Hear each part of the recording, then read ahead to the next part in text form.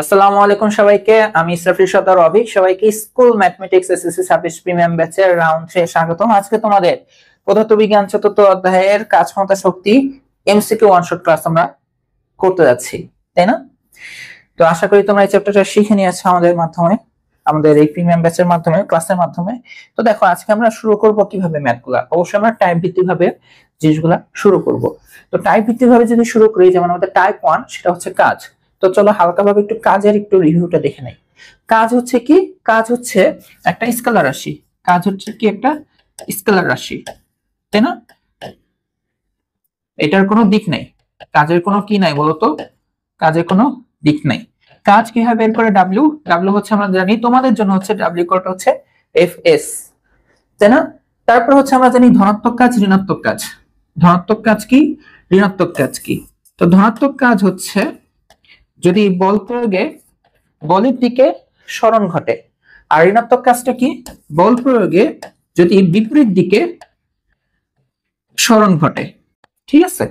তো ধনাত্মক কাজটা কি হবে? দেখো, বল প্রয়োগ করা হবে যেদিকে, সরণ হবে সেদিকে, তখন হচ্ছে আমাদের এই ডাব্লিউ ইকুয়াল হচ্ছে এফ এস। আর ঋণাত্মক কাজটা কি? বল প্রয়োগ করা হবে যেদিকে, বস্তুর সরণটা হবে উল্টা দিকে, এইদিকে বল আর সরণ হচ্ছে উল্টা দিকে, তখন হচ্ছে কৃত কাজটা হচ্ছে মাইনাস এফ এস। ঠিক আছে? ওকে। এরপর হচ্ছে কাজের একক কি বলতো? কাজের একক আমরা জানি, কাজের একক হচ্ছে জুল, তাই না? কাজের একক হচ্ছে জুল। এরপর হচ্ছে তোমাদের এখানে লাগবে হচ্ছে কাজের মাত্রা। তোমাদের কিন্তু বারবার এগুলো লেখাতে হবে, কাজের মাত্রা আমরা কিভাবে বের করে থাকি। এই যে এখান থেকে ভাগলে আমরা পেয়ে যাবো যে বল ইন্টু সরণ, তাই না? তো বল ইন্টু সরণ।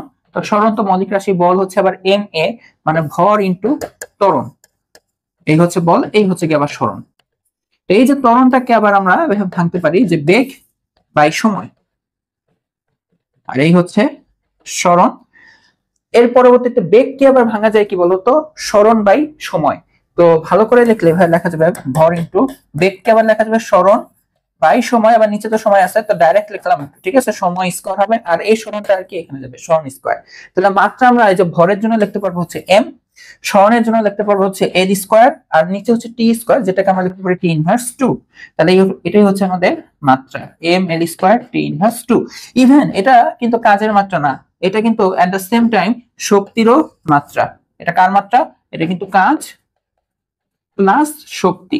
শক্তির মধ্যে যদি আবার বলে যে গতি শক্তির মাত্রা কি, বিভব শক্তির মাত্রা কি, যেই প্রকারই শক্তি বলুক, মাত্রা এটা, কাজের মাত্রাও এটা, এককও একই হবে, জুল। ঠিক আছে? ওকে। তো এই হচ্ছে আমাদের নরমালি হচ্ছে বেসিক কাজ রিলেটেড, কাজের বেসিক। তো দেখো আমাদের প্রথম টাইপের প্রশ্নগুলো, টাইপ 1 এর প্রথম প্রশ্ন, যে বল প্রয়োগের সত্ত্বেও যদি বস্তু স্থির থাকে, অর্থাৎ এখানে এস এর মানটা হবে 0। বস্তু স্থির মানে কোনো সরণ হয় নাই, কোনো সরণটা হয় নাই, তাই না? তাহলে কাজ কত হবে? তাহলে কাজ হবে না। তুমি নিজে সূত্রে বসাও, এস এর মান 0 বসাও, বল প্রয়োগ করছো বাট সরণ হয় না, স্থির।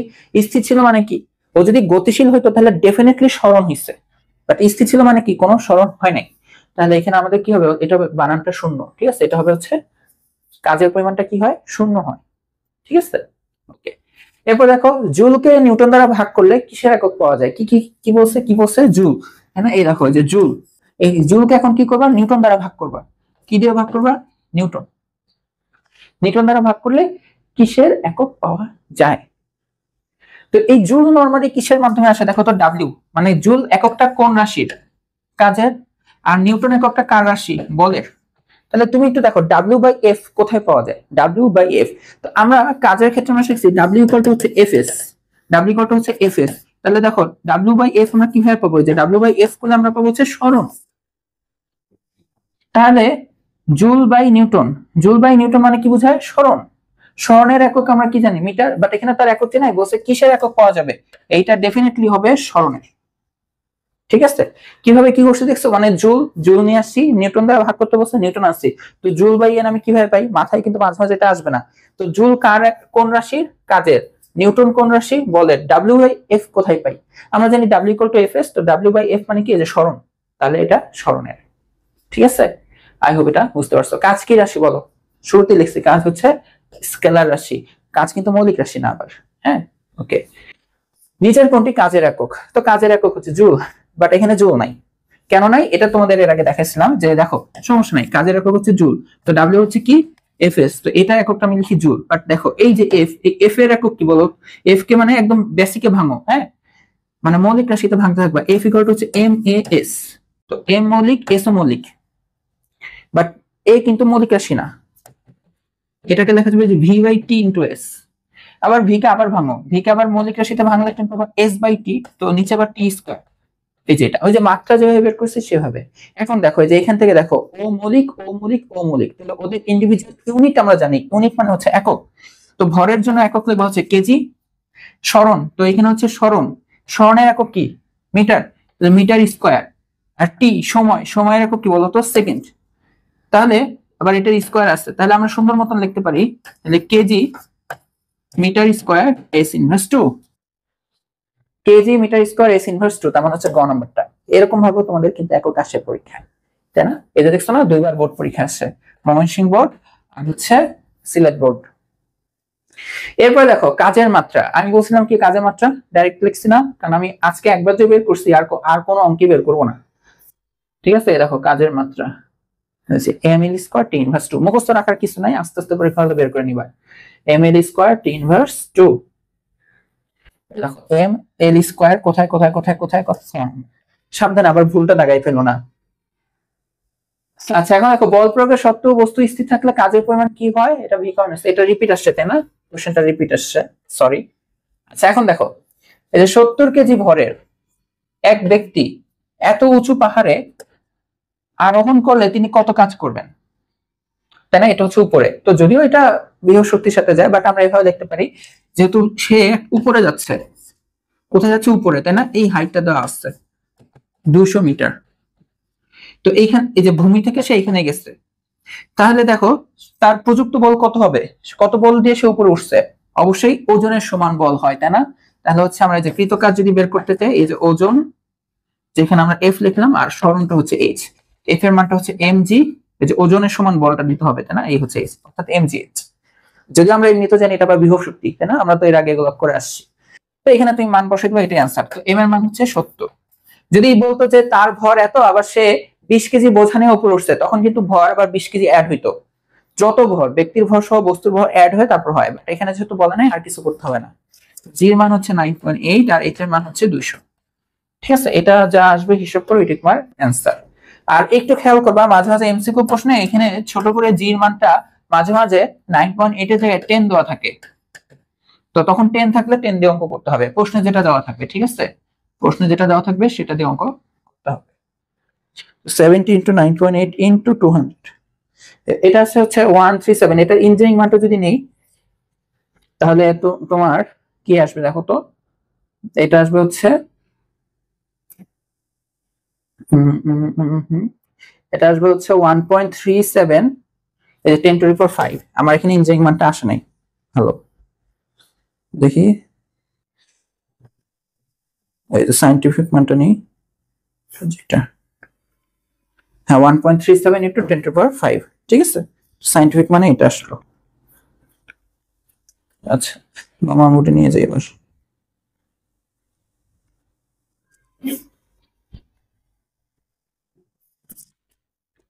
আচ্ছা এরপর দেখো আমাদের দ্বিতীয় কনসেপ্ট টাইপ 2, কাজের পর হচ্ছে শক্তি।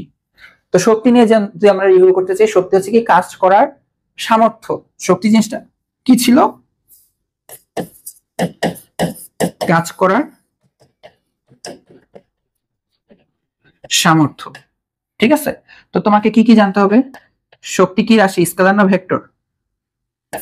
এটা স্কেলার রাশি। তারপরে ওর এককটা জানতে হবে জুল, ওর মাত্রা জানতে হবে শক্তি। ঠিক আছে, শক্তির মাত্রা M L square T inverse 2।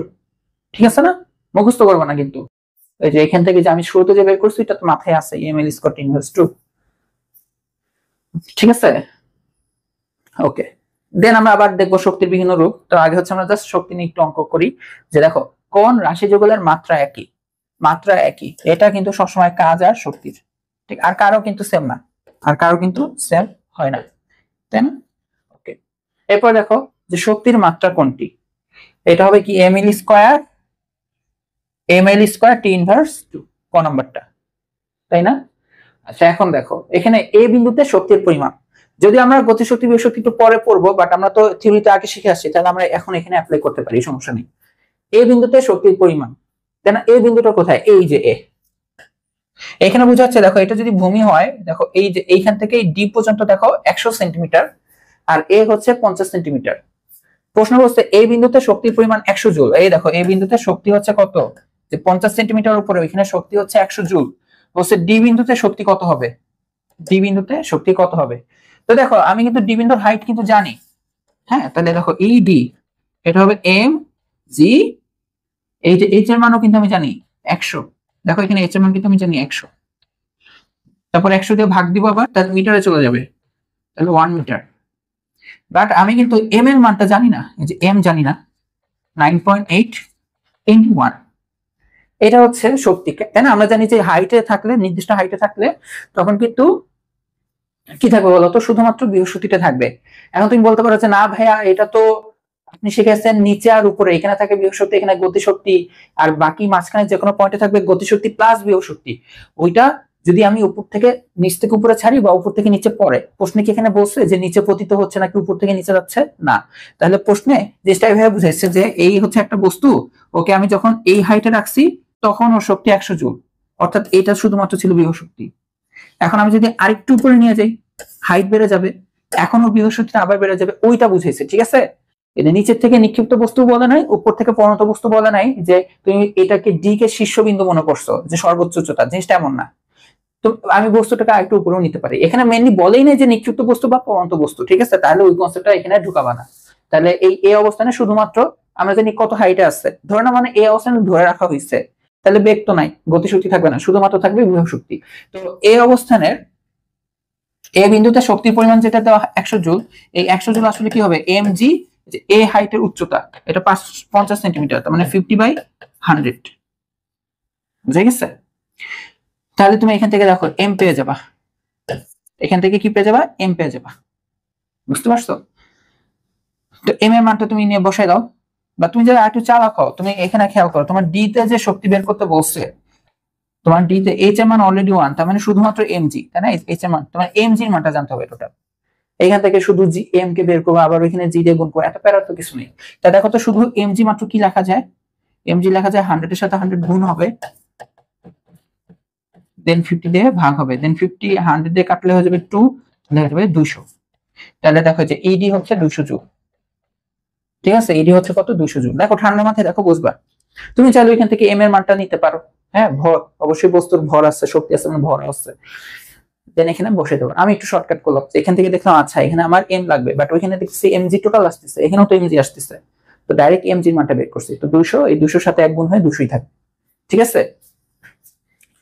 এরপরে দেখো টাইপ 3 শক্তির বিভিন্ন রূপ। তো আমাদের মেইনলি এখানে আমরা দেখবো গতিশক্তিটা। এই টাইপ 3 তে গতিশক্তি আমরা জানি যে একটা বস্তু যদি একটা নির্দিষ্ট বেগে গতিশীল থাকে, তাহলে ওর গতিশক্তি হচ্ছে হাফ এম বেগের স্কয়ার, যে বেগ এখন আছে সেই বেগের বর্গ।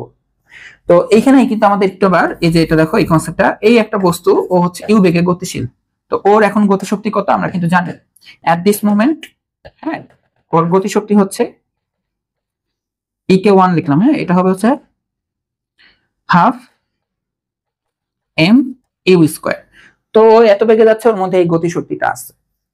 এখন তুমি দেখো, তুমি ওর উপর আরো এক্সট্রা ভাবে কাজ করলা, যে বল ইনটু সরণ প্রয়োগ করলা, ওর উপর বল প্রয়োগ করলা, যার কারণে ওই বলের কারণে সরণ হচ্ছে, অর্থাৎ তুমি এক্সট্রা কাজ করলা। তো কাজ মানে কি? কোন বস্তুতে কাজ করা মানে ওই বস্তুতে শক্তি দেওয়া। ধনাত্মক কাজ করা মানে শক্তি দেওয়া, ঋণাত্মক কাজ করা মানে শক্তি নিয়ে আসা। ধনাত্মক কাজ করা মানে শক্তি দেওয়া, ঋণাত্মক কাজ করা মানে শক্তি নিয়ে আসা। তো আমরা যেহেতু এখানে ধনাত্মক কাজ করছি, মানে বল এইদিকে প্রয়োগ করছি, সরণ এইদিকে, মানে ধনাত্মক কাজ, তা আমাদের মধ্যের কাজটা ওর মধ্যে শক্তি হিসেবে চলে যাবে। তো এখন যে এই বল প্রয়োগের পর, হ্যাঁ, বল প্রয়োগের পরে খেয়াল করে দেখো, ওর কিন্তু এখন আর বেগ আদি বেগ থাকবে না, ও এখন এই যে ভি বেগ প্রাপ্ত হবে। তাহলে এখন কিন্তু তুমি নতুন বেগ যেহেতু, তাহলে নতুন গতিশক্তি পাচ্ছ, এই যে ইকে 2, এটা হচ্ছে কি হাফ এম ভি স্কয়ার, যেহেতু এখন বেগ ভি ভি স্কয়ার। আমরা কিন্তু জানি যে বল প্রয়োগে ভি কিভাবে বের করতে হয়, তাই না? নিউটন বল এটা তিনটার টপিক, তোমাদের জন্য এটার নাম হচ্ছে বল। বলের চ্যাপ্টারে আমরা দেখে আসছি হচ্ছে কিভাবে শেষ বেগটা বের করতে হয়, তাই না? বল প্রয়োগের কারণে যে ভর বেগের পরিবর্তনের কনসেপ্ট থেকেও বের করা যায়। এখন তুমি বেগ জানো যে গতিশক্তিটা এটা পাইলা, তাই না, half M V square. But এই গতিশক্তিটা তুমি বলো তো একটু অনেস্টলি, এই গতিশক্তিটা কিভাবে আসছে? এই যে নতুন গতিশক্তিটা, এটা আসলে আগের গতিশক্তির সাথে এই কাজ যোগ হয়েছে, আগের গতিশক্তির সাথে কাজটা যোগ হয়, তাই না? এই যে এইটা হচ্ছে আমাদের কাজ শক্তি উপপাদ্য। কাজ শক্তি উপপাদ্যতে বলা হয় যে, এখানে লিখি, হ্যাঁ, কাজ শক্তি উপপাদ্যতে বলা হয়, দেখো, কৃত কাজ, শুধু ডাব্লিউ কে কি লেখা যায়, এটার পাশে যে বিয়োগ হয়ে যেতে পারে, হাফ এম মানে আগের গতিশক্তি, সরি, এই যে শেষ গতিশক্তি মাইনাস আদি গতিশক্তি, গতিশক্তির পরিবর্তনটাই হচ্ছে কৃত কাজ, তাই না? স্বাভাবিক সেন্স না যে ধরো তুমি জানো ওর মধ্যে 30 জুল শক্তি আছে, এখন হুট করে, শক্তি মানে গতিশক্তি, হুট করে জানতে পারছো ওর মধ্যে নাকি এখন 50 জুল শক্তি আছে, এটা কোথা থেকে পাইছে? এটা কোথা থেকে পায় নাই। তাহলে যে এখন তোমাকে যদি কেউ জিজ্ঞাসা করে তাহলে ওর ওপর কাজ যে করা হয়েছে শিক্ষিত কাজটা কত, ডেফিনেটলি আগে ছিল 30, এখন হচ্ছে 50, ওই কাজটাই তো অ্যাড হয়েছে, তাহলে কাজ হবে 50 মাইনাস 30, অর্থাৎ এটা কিন্তু এই যে এরকম half M V square minus half M U square, এটাই বলা হয় কাজ শক্তি উপপাদ্য। বলো, কোনো কঠিন কিছু না, কঠিন কিছু না।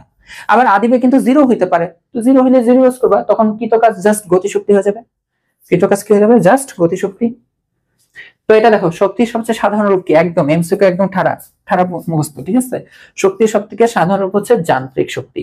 যান্ত্রিক শক্তিতে কিন্তু গতিশক্তি প্লাস বিভব শক্তি এই দুটো জিনিস আছে। এখন দেখো, এই টাইপের কোশ্চেন গুলো তোমাদের জন্য ইম্পর্টেন্ট। হ্যাঁ, এখানে বলা হচ্ছে যে কোন বস্তুর ভর অর্ধেক, কি বলা হয়েছে, কোন বস্তুর ভর অর্ধেক এবং বেগ 4 গুণ করলে গতিশক্তি পূর্বের কত গুণ হবে। তার মানে তুমি ফার্স্টে আগে চিন্তা করো, তোমার কাছে একটা বস্তু আছে, ওই বস্তুর ভর হচ্ছে এম, আর ও একটা বেগে গতিশীল, ধরো কথার কথা ভি বেগে গতিশীল।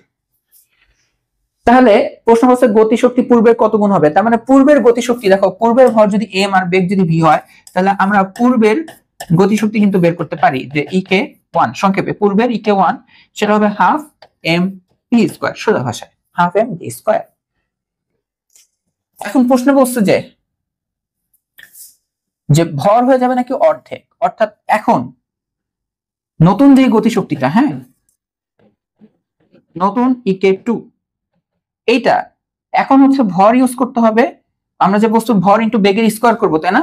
দেখো, আমরা জানি গতিশক্তি মানে হচ্ছে ভর ইন্টু বেগের বর্গ, খেয়াল করো, ভর ইউজ করতে হবে কি, কোন বস্তুর ভর অর্ধেক হয়ে গেলে, অর্ধেক মানে আগে যদি এম হয় তাহলে এখন নতুন ভর হবে m/2, এখন দেখো বেগের বর্গ বলছে বেগ হয়ে যাবে 4 গুণ, আগে যে ছিল ভি, তাহলে এখন ইউজ করতে হবে 4v, তাহলে এখন ইউজ করতে হবে কি, এই যে 4v, এটার বর্গ, তাই না? এটা হচ্ছে ইকে 2।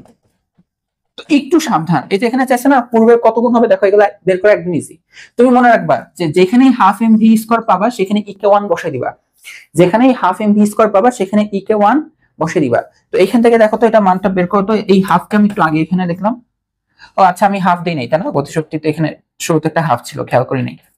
গতিশক্তি কি হাফ ইন্টু ভর ইন্টু বেগের বর্গ, ভুলে গেছি হাফটা দিতে, তো এখানে একটা হাফ আছে, তো এটা মিলে লেখা যাবে কি জানো, 1/4 এম, আর এটা স্কোয়ার করলে কি পাবা, 4 স্কোয়ার আর ভি স্কোয়ার। এই যে একটু একটু কষ্ট করো, আচ্ছা 1/4 গুণ না করলে ভালো হইতো, সমস্যা নেই।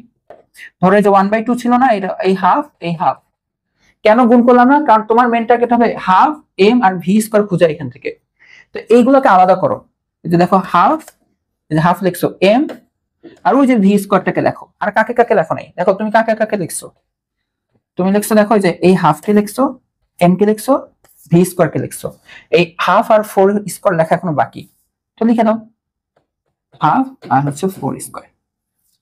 তো এটা কি ইকে 2 চলতেছে না, তাহলে দেখো ইকে 2 ইকুয়ালস টু এই পুরো জিনিসটা, এই যে তুমি যে এত কষ্ট করে আলাদা করলা, এই জিনিসটাকে লিখবা কি জানো, ইকে 1, কারণ এটা মানে লেখা আছে পূর্বের গতিশক্তি, এটা হচ্ছে পূর্বের গতিশক্তি, ইকে 1 এর সাথে গুণ হচ্ছে যে এটা, দেখো তো 4 স্কোয়ার বাই 2, 4 স্কোয়ার মানে 16/2 মানে কত, 16/2 মানে 8, তাই দেখো এই যে নতুন গতিশক্তি পূর্বের গতিশক্তির 8 গুণ, ঠিক আছে? অ্যান্সার কি 8 গুণ, বুঝছো?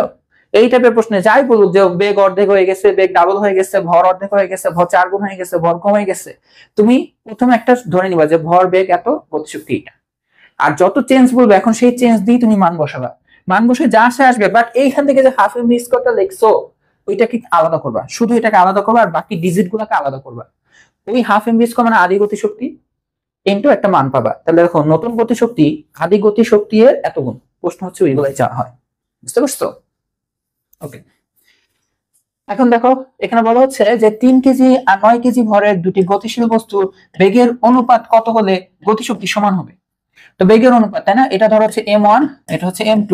তো বেগ, তুমি তার মানে বেগ দেওয়া নাই, বেগের অনুপাত চাচ্ছে। তো ধরে নাও v2, v1 আর v2। তো গতিশক্তি সমান হবে, তাহলে একটা গতিশক্তি e1 আর একটা e2 হলে এই দুটা সেম হবে। এখন e1 মানে কি বলতো? হাফ প্রথম বস্তুর ভর প্রথম বস্তুর বেগের বর্গ, e2 মানে হচ্ছে হাফ দ্বিতীয় বস্তুর ভর দ্বিতীয় বস্তুর বেগের বর্গ। এখন হাফ হাফ কিন্তু তোমার অঙ্ক থেকে আগেই বাদ দিয়ে দিতে পারো, দুই পাশে গুণ আছে, অথবা চিন্তা করতে পারো 2 ওই পাশে গুণ হয়েছে, দেন 2 2 কাট হয়ে গেছে, ঠিক আছে? তো m1 এর মান দেখো 3 ইনটু v1 জানি না, তো v1 স্কয়ার। m2 এর মান দেখো 9, এ হলো 9, v2 স্কয়ার। তো তোমার লাগবে v1 is to v2, v1 is to v2, অর্থাৎ যে v1 বাই v2। তো v1 এই পাশে, তাই না? v2 টা ওই পাশে, তো v2 কে এই পাশে নিয়ে আসি। দেখো v1 square by v2 square, তো v2 এদিকে আনবো আর এটাকে এই পাশে পাঠিয়ে দেবো, অর্থাৎ 9/3। এখন দেখো এটা v1 বাই v2, এটাকে কি হয়ে লেখা যাবে না? v1 by v2 whole square. আর 9/3 মানে কত বলো তো? শুধু 3, কাটাকাটি যায়, 3 3 কাটাকাটি যায়। এখন দেখো আমার তো লাগবে v1 বাই v2, অর্থাৎ বর্গমূল করা লাগবে। v1 বাই v2 মানে হচ্ছে √3, বাট এটা তো অনুপাত, তো আমরা নিচে কিন্তু বাই 1 চিন্তা করতে পারি, তাহলে আমরা লিখতে পারি তাহলে এই বেগদ্বয়ের অনুপাত √3:1। তাহলে অ্যান্সার কোনটা? খ, √3:1। দেখছো, এগুলো কিন্তু প্র্যাকটিস করতে হয়। এই দেখো গতিশক্তি 9 গুণ হলে বেগ কত হবে? দেখো কিভাবে বের করবা। গতিশক্তি 9 গুণ হলে বেগ কত হবে? তো ফার্স্ট এখানে ভর চেঞ্জ করছে না, তাহলে দেখো প্রথমে তুমি চিন্তা করো, এই যে একটা বস্তু আছে যার ভর হচ্ছে m আর ওর বেগ হচ্ছে v, তাহলে অবশ্যই ওর একটা কি আছে বলতো? গতিশক্তি আছে e1, যে half m v square. Simple. প্রশ্নে বলছে যে গতিশক্তি এখন 9 গুণ হয়ে যাবে, অর্থাৎ নতুন গতিশক্তিটা, তাই নতুন গতিশক্তিটা হবে আদিটা 9 গুণ। তাহলে এখন বেগ কত, তাই না? এখন বেগ কত? তো তুমি চিন্তা করো যে এই বস্তুটাই এখন ভর কিন্তু চেঞ্জ করে নাই, বাট ভি হয়ে গেছে কত জানি না, ধরো এক্স, ভি হয়ে গেছে কত কত এক্স। এই হচ্ছে নতুন গতিশক্তি, ইকে টু, তাহলে কি হাফ এম এক্স স্কয়ার লেখা যায়, হাফ এম এক্স স্কয়ার। তো মান বসে দাও, ইকে টু এই হচ্ছে হাফ এম, এই যে নতুন বেগ। এই নতুন বেগের কারণে যে নতুন গতিশক্তিটা, এটা নাকি আদি গতিশক্তি 9 গুণ, আর আদি গতিশক্তি হচ্ছে দেখো হাফ এম ভি স্কয়ার। তো তুমি কি করবা? এই হাফ আগে বাদ দিবা, আবার দেখো এমও গুণ আছে, এমও বাদ দিবা। তাহলে দেখো এই হচ্ছে এক্স স্কয়ার, এই হয়ে গেছে 9 ভি স্কয়ার। তাহলে এটা দেখো, তাহলে এক্স ইকুয়াল টু বর্গমূল করলে কি পাবা? 9 এর বর্গমূল করলে 3 পাবা, ভি স্কয়ার কি করলে ভি পাবা 3v। তার মানে দেখো এই যে এটা কি এক্স কি ছিল কি আমার নতুন বেগ, মানে পরিবর্তিত বেগটা, পরিবর্তিত বেগ নাকি আসতেছে আদি বেগের 3 গুণ, আদি বেগের 3 গুণ। তো প্রশ্ন বলছে বস্তুর বেগ কত হবে? বস্তুর বেগ হবে আদি বেগের 3 গুণ। এই টাইপের ম্যাথ প্র্যাকটিস করে, এগুলো পরীক্ষায় প্রচুর আসে, বুঝছো? এগুলো পরীক্ষায় প্রচুর আসে। এরপর দেখো যে এত কেজি ভরের একটা বস্তুকে এত বেগে উপরের দিকে নিক্ষেপ করে ছুড়ে দেওয়া হলো, সর্বোচ্চ উচ্চতায় যান্ত্রিক শক্তি কত? দেখো আমরা কি জানি, আমরা কিন্তু এই যে এটাকে উপরে ছুড়ে দেওয়া হচ্ছে, তাই না? একটা বেগে নির্দেশ করা হচ্ছে, এই হচ্ছে সর্বোচ্চ উচ্চতায় যান্ত্রিক শক্তি মানে কিন্তু সবসময় মনে রাখবা এখানে গতিশক্তি প্লাস বিভব শক্তি দুইটাকে বুঝাইছে। অঙ্ক কিন্তু একদম সহজ এটা। তো এই মোমেন্টে সর্বোচ্চ উচ্চতায়, তুমি বলো সর্বোচ্চ উচ্চতায় যান্ত্রিক শক্তি কি হয়? যান্ত্রিক শক্তি হয় শুধুমাত্র বিভব শক্তিটা না, যদি উপরে উঠানো হয়েছে এখানে কিন্তু সর্বোচ্চ উচ্চতায় বেগ 0। আর আমরা আরেকটা জিনিস জানি যে ঠিক আছে সর্বোচ্চ উচ্চতায় বিভব শক্তিটা, বাট আমরা কিন্তু এইচ জানি না যে কত উপরে। তুমি বের করতে পারো এইচ, বাট দরকার নাই, দেখো একটু ওয়েট করো। আবার আমরা জানি যে মোট শক্তি নিচে, মোট শক্তি আবার কি হয় নিচে কিন্তু হয় শুধুমাত্র গতিশক্তিটা। এই দুইটা পয়েন্ট ছাড়া বাকি যে কোনো পয়েন্টে যাওয়ার সময় বাকি যে কোনো পয়েন্টে গতিশক্তি বিভব শক্তি যোগফল হয় মোট শক্তি। আর আমরা জানি মোট শক্তি কিন্তু চেঞ্জ হয় না, এখানেও মোট শক্তি যা এখানেও মোট শক্তি তা, এখানে যে মোট শক্তি এখানেও মোট শক্তি সেম, সব জায়গায় মোট শক্তিটা সেম হবে। তো প্রশ্নে আমাকে বলছে যে এই জায়গার মোট শক্তি বের করতে, বাট এই জায়গার মোট শক্তি বের করতে গেলে এইচ লাগবে, প্রশ্নে এইচ নাই, বেগ দেওয়া। দেখো বেগ দিয়ে অঙ্ক করবো, বিষয়টা হচ্ছে এইটা হচ্ছে মোট শক্তি, মানে এটা মোট শক্তি তো চেঞ্জ হয় না, তাহলে এখানকার মোট শক্তি এই যে গতিশক্তিটা। তার মানে আমরা নিচের গতিশক্তিটাই বের করবো, কারণ নিচের গতিশক্তিটাই যান্ত্রিক শক্তি যেটা উপরেও যান্ত্রিক শক্তি সেম হবে। এইটা যদি অন্য কোনো পয়েন্ট হতো সর্বোচ্চ উচ্চতা ছাড়া, তাহলে কিন্তু এইটা করা যেত না। ঠিক আছে, তাহলে আমরা কি করবো, জাস্ট গতিশক্তিটা বের করে দেবো হাফ এম স্কয়ার, কারণ বেগ দেওয়া, ডাইরেক্ট ডাটা দেওয়া, এই হাফ, এই হচ্ছে এম, এই হচ্ছে 50 স্কয়ার। কি দরকার শুধু শুধু এইচ বের করবো, দেন এইচ বের করে এমজিএইচ করবো, তাই না? দরকার নেই। সেটা কত আসছে, আই হোপ তোমরা বুঝতেছো।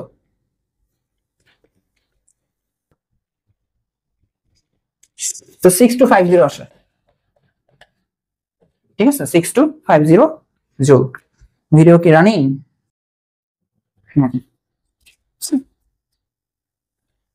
ওকে, দেখো হাফ এমভি স্কয়ার কে নিচে কোন রূপে লেখা যায় এটা লিখছি, কিন্তু অপশনগুলো আগে দেখো। এখানে ভি আছে আর এখানে ইউ আছে, তার মানে ইউ দিয়ে আদিটা বোঝায় ন্যাচারালি, ভি দিয়ে শেষটা বোঝায়। এটা কিন্তু এই যে এখানে এক্সপ্লেন দিছিলাম, এই যে শুরুতে এক্সপ্লেনেশনটা দিয়ে রাখছি, দেখো এই যে এটা নতুন গতিশক্তি, এটা কি হবে, আদি গতিশক্তির সাথে ডাব্লিউটা যোগ হয়। অথবা এই যে এখান থেকে বের করতে পারো ডাব্লিউ কত, যেহেতু half M V square minus half M square, তাহলে ইউ স্কয়ার এর সাথে যোগ হয়ে যায়, যে যেটা দিয়ে মনে রাখতে পারো। ঠিক আছে, করলেই হয়েছে, জিনিসটা করলেই হয়েছে। তাহলে দেখো শেষটা কি হবে বলতো, আদি গতিশক্তি, এখানে আদি, এটা তো প্রথমেই বাদ, আদি গতিশক্তি, আদি গতিশক্তি দেখো এটা এটা এটা, এর সাথে শুধু ডাব্লিউ যোগ হবে, এগুলো তো টু হাফ, এগুলো হবে না, গ নাম্বারটাই তোমাদের অ্যান্সার হবে। পরেরটা দেখো, এত বেগে 10 কেজি বস্তুর গতির দিকে, দেখি এত বেগে গতিশক্তি 10 কেজি বস্তুর উপর গতির দিকে আরো 20 জুল শক্তি। ও আচ্ছা, মানে প্রশ্নটা হচ্ছে এত বেগে গতিশীল, মানে গতিশক্তি না, এটা হচ্ছে গতিশীল। তো এত বেগে গতিশীল 10 কেজি ভরের বস্তু, তাহলে চিন্তা করো এই যে একটা বস্তু আছে, হ্যাঁ, 5 মিটার/সেকেন্ড বেগে যাচ্ছে, ওর ভর তুমি জানো যে 10 কেজি, তাহলে তুমি কিন্তু এট দিস মোমেন্ট ওর গতিশক্তি জানো, হাফ এম, ধরো এটা এম এটা ইউ, ঠিক আছে, half M U square, easily জানো। এখন বলছে এর গতির দিকে, দেখো ও যেদিকে গতিশীল ওই দিকেই তুমি আরো 10 জুল কি করছো বলো তো, শক্তি দিছো। শক্তি মানে কাজ করা, শক্তি মানে কাজ, মানে ওই যে ডাব্লিউ। তুমি দেখো ওর একটা শক্তির ভ্যালু আছে গতিশক্তি, তার সাথে আরো 10 শক্তি দিছো।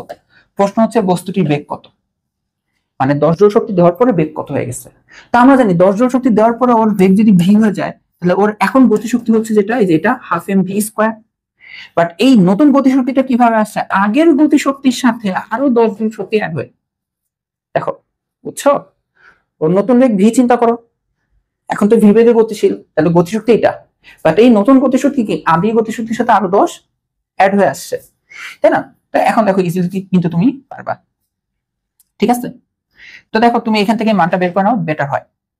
হাফ এম এর মান কত, 10, বেগ কত 5, তাহলে 5 এর স্কয়ার, তো 2 দিয়ে 10 কাটলে আসবে হচ্ছে 5, তার মানে 5 এর কিউব, 5 এর কিউব মানে 1 to 5, তাই না? ঠিক আছে না, 25 × 5, হ্যাঁ 1 to 5। তাহলে এই দেখো নতুন যেটা হাফ এম ভি স্কয়ার, সেটা আসবে 1 to 5 প্লাস 10, তাহলে তুমি চালাক হলে এখানে ডাইরেক্ট 135 লিখতে পারো, আবার 2 দিয়ে এখানে গুণ করে এইখানকার ঝামেলাটা কমাইতে পারো। তাহলে 135 এর সাথে, দেখো এগুলা দেখবা কিন্তু তাড়াতাড়ি দেখবা, নাহলে কিন্তু ভুলে যাবা। 135 এর সাথে 2 গুণ হবে মানে 270, তাহলে দেখো ভি আসবে কত বলো তো, 270 এর সাথে এম, এইটা হবে।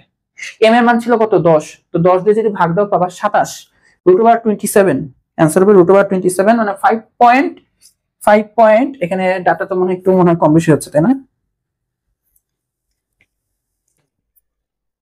5.96 আসে, এখানে তো 5 একটাই আছে, তাহলে এটাই দাগে দেবো, আর কি করবো, নাকি আমি কোনো জায়গায় ভুল করছি ডাটায়।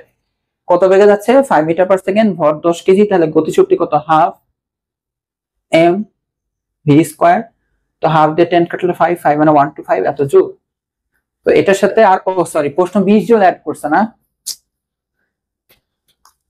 এখানে 20 দিয়ে অঙ্ক করবা, এটা এসডব্লিউ, আমি করবো না। 20 জুল, আমি ভুলে 10 জুল দিয়ে অঙ্ক করছি, বুঝছো, পরীক্ষা হলে একটু সাবধানে অঙ্ক করো, এটা করে দেখাবা এসডব্লিউ। এখন কি হবে, আমি মুছছি না, কি হবে জানো, লেখা যাবে না, ওরা আবার ব্যাক আসবে, এই যে দেখছো, কেন ব্যাক আসছে আমি জানি না। বোর্ড আমার সাথে ঘাপতারামি করতে করতে আমিও চিনে গেছি যে এখন কি হইতে যাচ্ছে।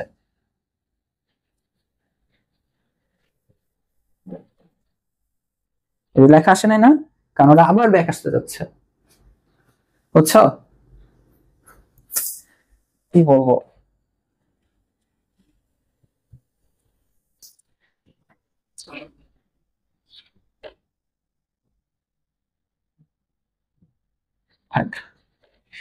এটা চেঞ্জ করে নিবা, ঠিক আছে? আমি আমার এখানে ভুল গেছে, তো তোমরা এটা চেঞ্জ করে নিবা, হ্যাঁ খেয়াল করে নি।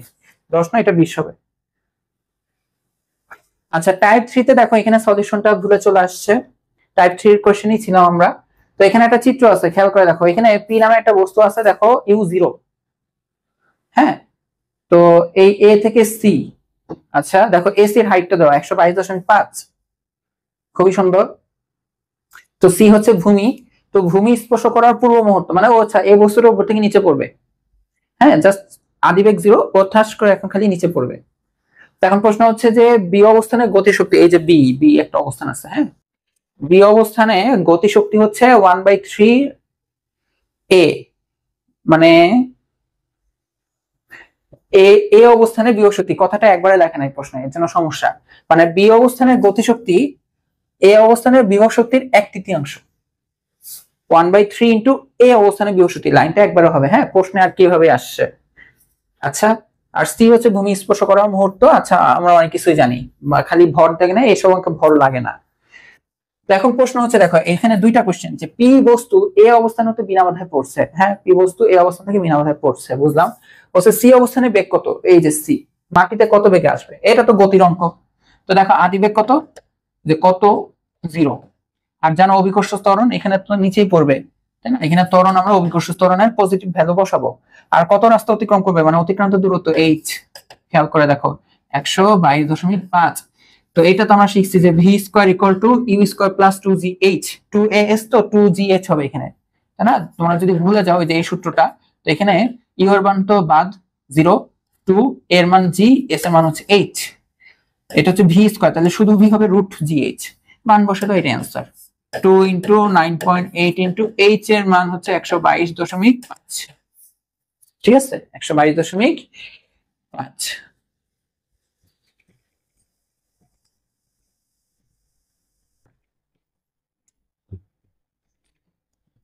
তো বেগ আসে 24.5 মিটার পার সেকেন্ড।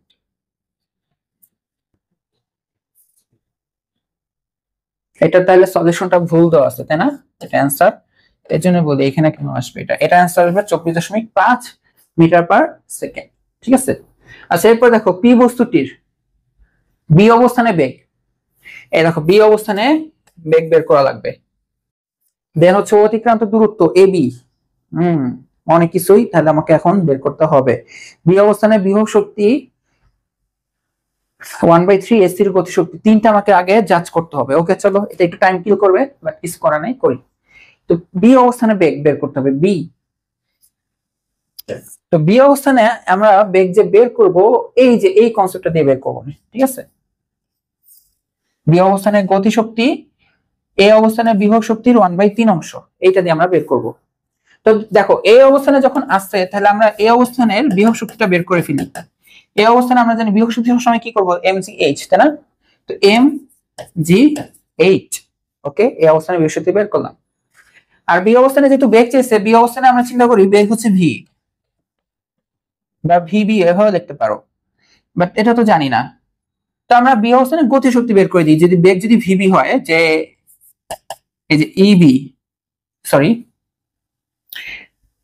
হ্যাঁ গতি শক্তি বের করবো, ঠিক আছে, ই কে হচ্ছে বি, তো এটা হবে হাফ এম ভিবি স্কোয়ার।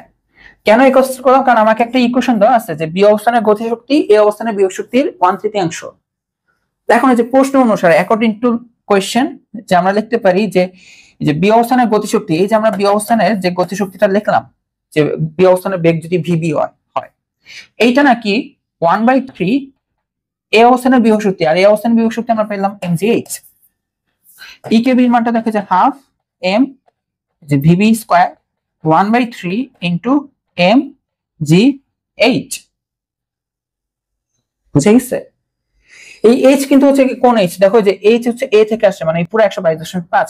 তো একটা মজার জিনিস দেখো, মজার জিনিসটা হচ্ছে দেখো এম এম তোমার এখানে লাগবে না, আমার তো লাগবে ভিবি, তাহলে টুটা কি পাশে পাঠিয়ে দাও, তাহলে দেখো সুন্দর মতন ভিবি ইকুয়াল টু কি লেখা যাবে, দেখো 2 এর পাশে আসবে 2/3 হবে, 2/3 হবে, তার সাথে জিএইচ গুণ হচ্ছে জি ইন্টু এইচ, এইটাকে রুট করা লাগবে কারণ এটা হবে ভি স্কয়ার, তো রুট করলেই পেয়ে যাবো। এখন মান বসে দাও, তো চলো আমরা মান বসাই, তাহলে রুট ওভার ভগ্নাংশ 2/3, 2/3 ইন্টু এর সাথে গুণ হবে 9.8 ইন্টু হাইট কত 122.5, তো এটা আসলে গিয়ে আমাদের 28.29। তো দেখি তো আমাদের বেগ মিলছে কিনা, 28.29 মিলছে। ঠিক আছে, তার মানে এইটা আমাদের সত্যি কথা বলছে। প্রশ্ন হচ্ছে অতিক্রান্ত দূরত্ব এবি, এখন আবার এবি মিলাইতে হবে, এবি নাকি এটা সমান আসবে, তো চলো এটাও ট্রাই করে দেখতে হবে। তো আমরা দেখো এখন অনেকটা একটা ডাটা, ইম্পর্টেন্ট ডাটা জানি, আদিবেগ জানি, হ্যাঁ এই বি পয়েন্টের দূরত্বটা বের করতে বলছে তাই না, h1 ধরো, তো এই অতিক্রান্ত পথ আস্তে আস্তে বেগ কত হয়ে গেছে সেই বেগটা আমরা জানি যে 28.29, এটা লিখে দেবো, সমস্যা নেই, বা 2.89 লিখবো। তাহলে দেখো আদিবেগ 0, শেষ বেগ হচ্ছে 28.289, একক লিখলাম না, হ্যাঁ এমসিকিউ যেহেতু, এই এস টা বের করতে হবে, অতিক্রান্ত দূরত্ব আর জি এর মান জানো, উপর থেকে নিচে পড়তেছে তো অন আসছে তাই না। তাহলে আমরা তো দেখছি আদিবেগ যদি 0 হয় তাহলে যে ডাইরেক্ট লিখি যে V square equal to 2gh, V square equal to 2gh, তাহলে এইচ হবে কি বলতো, এই যে ভি স্কয়ার বাই 2g, তো বি বিন্দুতে বেগ আসে 28.289 এর whole square divided by 2 into 9.8, তাহলে চলো আমরা এই মানটাও বের করে ফেলি।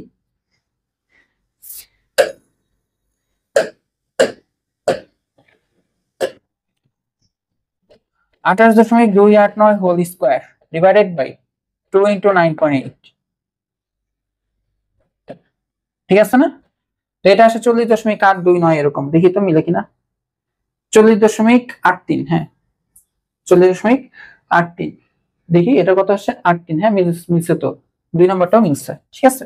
এখন গ নাম্বারটা প্রশ্ন হচ্ছে বি বিন্দুতে বিভব শক্তি সি বিন্দুর গতি শক্তির 1/3 কিনা, এটা দেখো ঠান্ডা মাথায় বের করবো। বি বিন্দুতে বিভব শক্তি, আমরা বি বিন্দুর হাইট কিন্তু এখন জানি যে এটা, না সরি বি বিন্দুর অতিক্রান্ত দূরত্বটা জানি, এটা হাইটটা কত, এই যে বি বিন্দুর এই হাইটটা, এটা হবে হচ্ছে 122.5 থেকে এই যে 40.83 বিয়োগ হবে, তাই না। তাহলে আমরা বি বিন্দুর বিভব শক্তিটা বের করতে পারবো, চলো বের করি, এটা হচ্ছে পরের কোশ্চেনের সলভ, তাই না। বিভব শক্তি বি বিন্দু, তাহলে কি আসবে বলতো, এম জি, এইচ এর মান হচ্ছে 122.5 থেকে এই 40.83 বিয়োগ করা হয়েছে তাই না, ওকে, এটা হচ্ছে বিভব শক্তি। আর বলছে যে এটা নাকি সি বিন্দুর গতিশক্তি, এই দেখো সি বিন্দুর গতিশক্তি, তোমাদের কি একটা জিনিস শিখেছি না যখন উপর থেকে নিচে পড়বে, তো এইখানে মোট শক্তি যেটা সেটা নাকি সেটা হচ্ছে সম্পূর্ণ বিভব শক্তিটা, আর এইখানে মোট শক্তিটা সেটা হচ্ছে সম্পূর্ণ গতিশক্তিটা।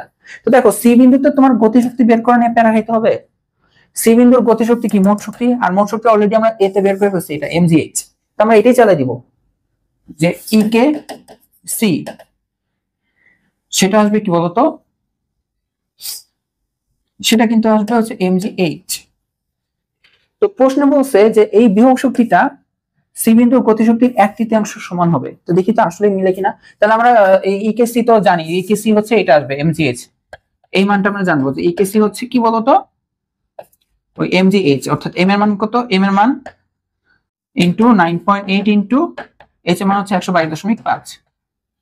আচ্ছা এম এর মান তো দেওয়া নাই, আমরা তো মান বের করতে পারবো না, তাহলে আমরা অনুপাত, দেখো অনুপাত বের করি, দেখো যে তাহলে দেখো বি বিন্দুর বিভব শক্তি আর সি বিন্দুর গতিশক্তি যদি আমরা ভাগ দিই তাহলে এই পাশে থাকবে 1/3, এখানে এটা লিখছে না যে দেখো বিভব শক্তি ইপি ভি 1/3 ইন্টু ই কে সি, আর ই কে সিটা আমরা টেকনিকে দিয়ে লিখছি, গতিশক্তি বের করার দরকার নেই, আমরা জানি যে এখানকার গতিশক্তি মানে মোট শক্তি যে শুরুতে বের করা এর, তাহলে এই যে এইটা আর এটাকে যদি আমি ভাগ দিই তাহলে পাইতে হবে 1/3। তো চলো আমরা তাহলে এই যে তাকে এই যে ইপিভি ডিভাইডেড বাই ইকেসি দেখি তো, এটা ভাগ দিলাম, ঠিক আছে, ভাগ দেওয়া মানে এখানে এই এমজি আর এটা কত আসবে 122.5, দেখো এমজি এমজি কাটাকাটি যায়, তো উপরে দেখো তো 122.5 থেকে 40.23 বিয়োগ দিলে কত হয়, তাহলে এটা নেই 122.5 থেকে 40.83, ঠিক আছে না, বিয়োগ ডিভাইডেড বাই 122.5, এটা কত আসে, এটা 0.67 আসে, মিলে নাই। আচ্ছা দেখি কত আসে, 0.66 এরকম, আর তুমি একটু ট্রাই করে দেখো তো 1/3, আমাদের এটা আসছে তো 1/3, 1/3 মানে কি 0.33, তার মানে মিলে নাই, বুঝছো? তার মানে মিলে নাই, তার মানে এটা 1 আর 2 হবে হচ্ছে তোমার। হ্যাঁ, কিছু কিছু কোশ্চেনে একটু টাইম যাবে, দেখো না এই কোশ্চেনে আমার অনেক টাইম লাগছে, তোমাদেরও লাগবে পরীক্ষা এইভাবেই। ওই যে কিছু প্রশ্ন আসবে যে কাজের একক কি, ওইটা তো 1 সেকেন্ড অ্যান্সার, ঠিক আছে? তো ব্যালেন্স হয়ে যায়, পরীক্ষা ব্যালেন্স হয়ে যায়। এরপর দেখো টাইপ 4 বিভব শক্তি। বিভব শক্তি তো আমরা জানি মাটি থেকে যখন উপরে যাবে তখন হচ্ছে এমজিএইচ, তাই না? কখন? যখন মাটি থেকে উপরে নেওয়া হবে একটা বস্তুকে, এটা একটা দালানের উপরে এই বস্তুটাকে এখানে নেওয়া হয়েছে, এই হচ্ছে এইচ পরিমাণ ভর, এটা এমজিএইচ। স্প্রিং এর ক্ষেত্রে আমরা কিছু তথ্য আগে থেকে লিখি। স্প্রিং এর যে বল, এটা পরিবর্তনশীল বল, আর সেটা হচ্ছে কে এক্স এর মাধ্যমে। এই কে যেটা, সেটা হচ্ছে স্প্রিং ধ্রুবক। স্প্রিং ধ্রুবক তাহলে আবার লেখা যাবে F/x। এই ডাটাটা দেওয়া থাকে, না দেওয়া থাকলে এই তথ্য থেকে বের করে নিতে হয়। আর স্প্রিং সংকোচন বা পোষণ যদি স্বাভাবিক অবস্থা থেকে করা হয়, তখন ওর মধ্যে বিভব শক্তি জমা হয়, সেটা হচ্ছে আমাদের কৃত কাজ, সেটা হচ্ছে আমরা এখানে জানি ½K(x²). ঠিক আছে? তো এখানে বিভব শক্তির মাত্রা একক আগেরটাই, বিভব শক্তির ক্ষেত্রে একক হচ্ছে জুল, মাত্রা হচ্ছে m, L²(10^2). বাট আবার এই কে এর ক্ষেত্রে কে এর এককটা ইম্পর্টেন্ট, নিউটন পার মিটার। এখান থেকে আবার কিন্তু মাত্রা বের করে নেওয়া যায়, ঠিক আছে? এর একক নিউটন পার মিটার, কেউ যদি লেখে জুল পার মিটার তাও হবে, কারণ সরি এটা যদি এভাবে লেখে F/x আসছে না, কারণ মনে হচ্ছে এখানে সরণ গুণ করবে, উপরে সরণ গুণ করলে নিচে সরণ গুণ করবে, তাহলে এটা লেখা যায় W/x²। তো কাজের একক জুল, এক্স এর একক মিটার, মিটার স্কয়ার, তাহলে এটাই ভাবে লেখা যাবে জুল বাই মিটার স্কয়ার, এটাও লেখা যায়। এটা প্রশ্নের উপর ডিপেন্ড করবে, নরমালি আমরা লিখব নিউটন পার মিটার, ঠিক আছে? ওকে, তো তাহলে চলো দেখি যে একটা বস্তু 20 মিটার উচ্চতা থেকে ভূমিতে পড়লো। ওকে,